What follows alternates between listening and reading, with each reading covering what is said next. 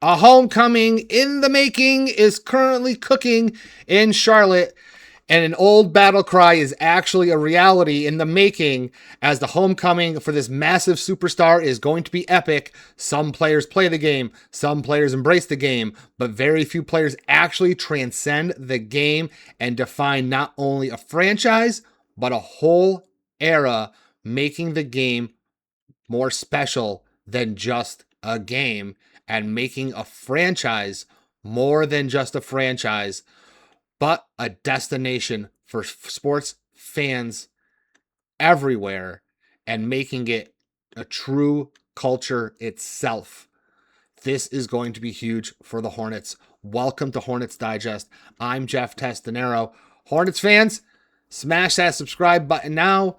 Push them numbers up. Numbers are looking good. Views are looking good. Hit that subscribe button now. Share the videos everywhere. Like, comment, subscribe, and all that stuff for all the daily goings on inside Buzz City. Listen, I know it sounds crazy. I get it. It was a little crazy when I first came across it. I know it sounds impossible.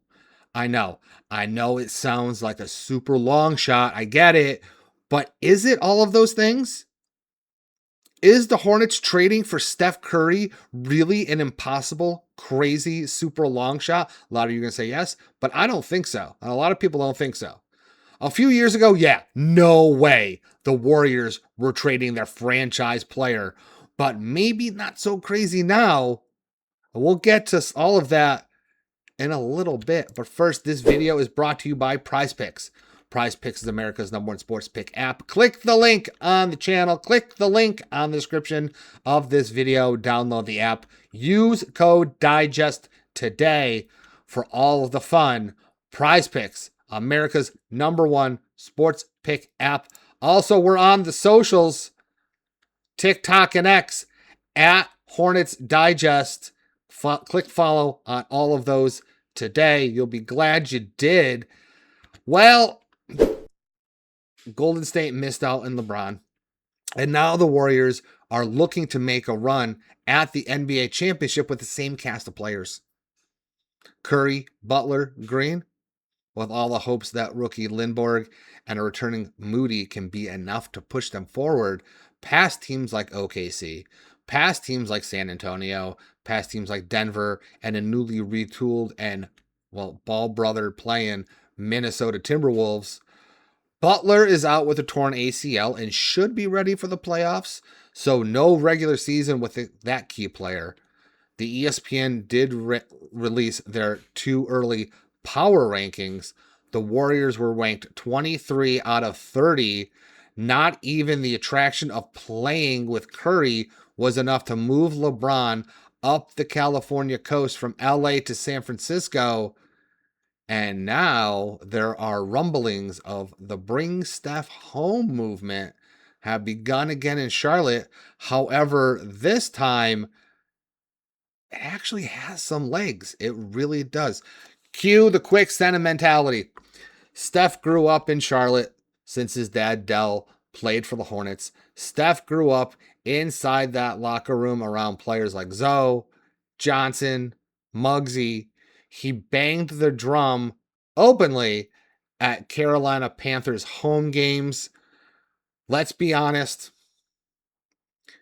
Do the Warriors want to ride out a 38-year-old player who, without Butler, will have to carry the weight of the team? Or do the Warriors want to build with some young stars like they've been saying? Let's keep in mind also that 38-year-old player, usually answers no, that 38-year-old player is Steph Curry. The Hornets do have the assets to make this trade.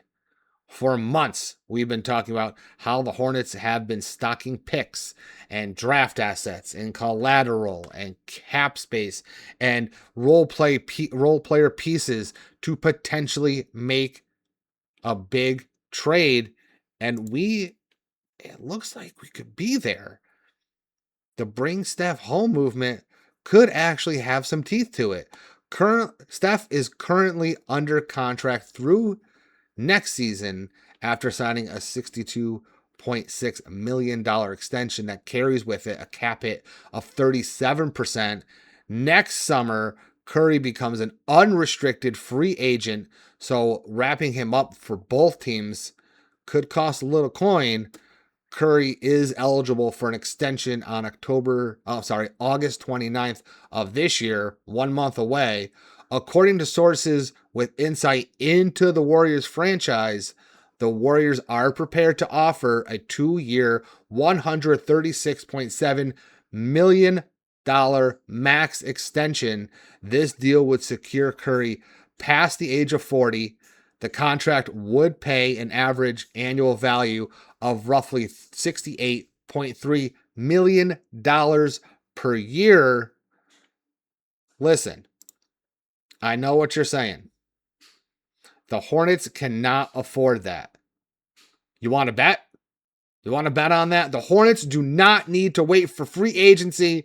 They can actually absorb Curry's $62.6 million salary for the upcoming season. They can do it now. They can actually do it now. Charlotte currently holds a $40.7 million trade exception generated during the LaMelo Ball trade to Minnesota, and because they're well below the luxury tax aprons, this could actually be a reality. Charlotte can easily aggregate the salaries of newly acquired role players like Grayson Allen at $18.1 million, Grant Williams at $14.2 million, and Dorian Finney-Smith at $14.1 million, along with young players to perfectly counterbalance Curry's contract. Charlotte owns the largest trade exception in league history. They only need to send out roughly $52.7 million in contract value to safely absorb Curry's massive $62.6 million cap hit. Do it! A potential trade package for the superstar could look like this.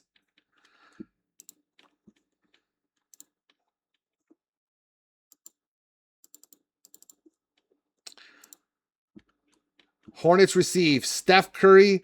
Golden State receives Christian Anderson, good young prospect. Grayson Allen, $18.1 million contract match. Grant Williams, a $14.2 million contract match. Trey Mann, $8 million contract match. Draft capital too. You want to build for the future, you need some draft capital.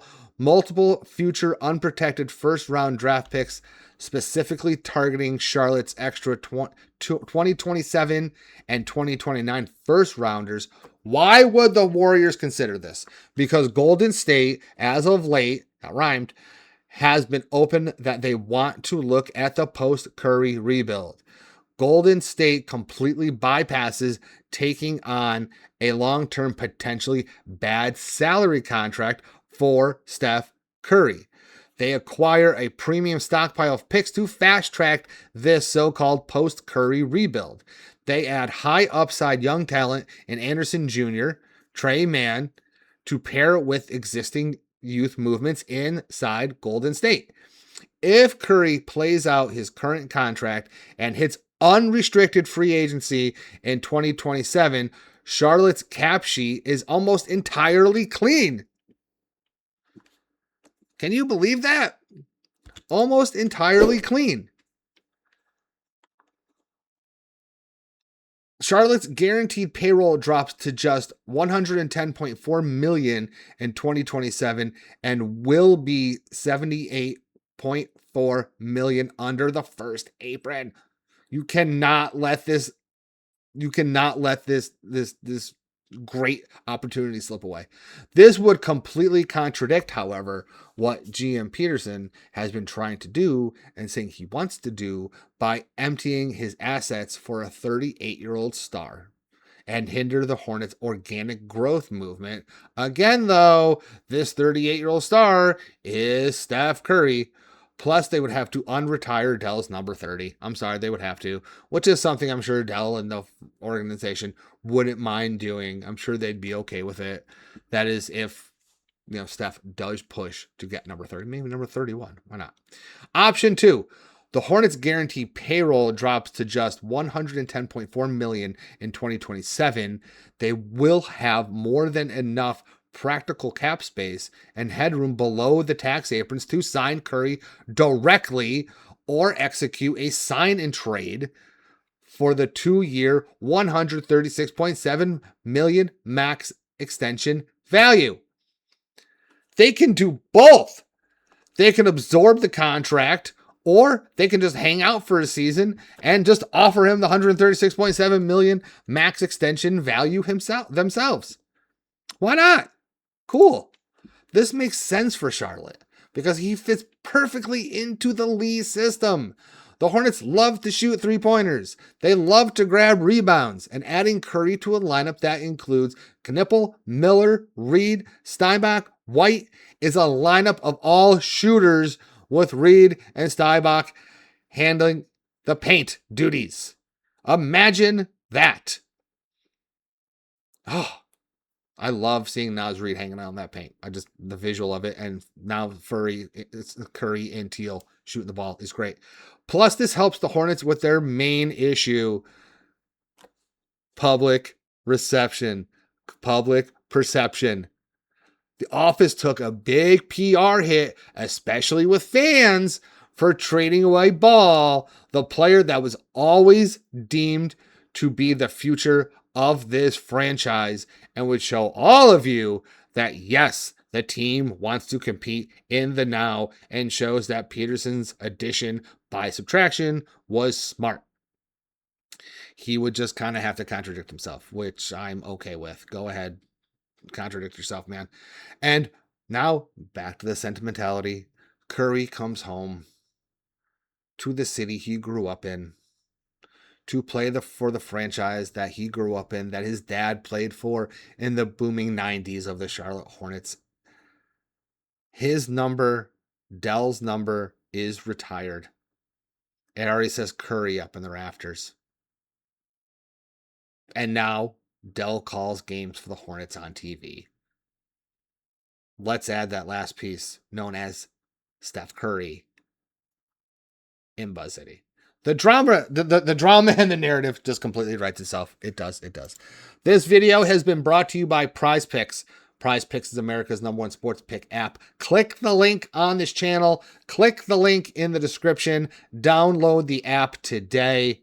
Use code DIGEST when you do so. Free picks every day. Some great promotions, so go ahead and do that now. Prize Picks, America's #1 sports pick app. Also, we are on the socials, TikTok and X at Hornets Digest. Click follow to do so now. Steph Curry needs to be in Charlotte. Steph Curry needs to be a Hornet. The Hornets can definitely make this happen.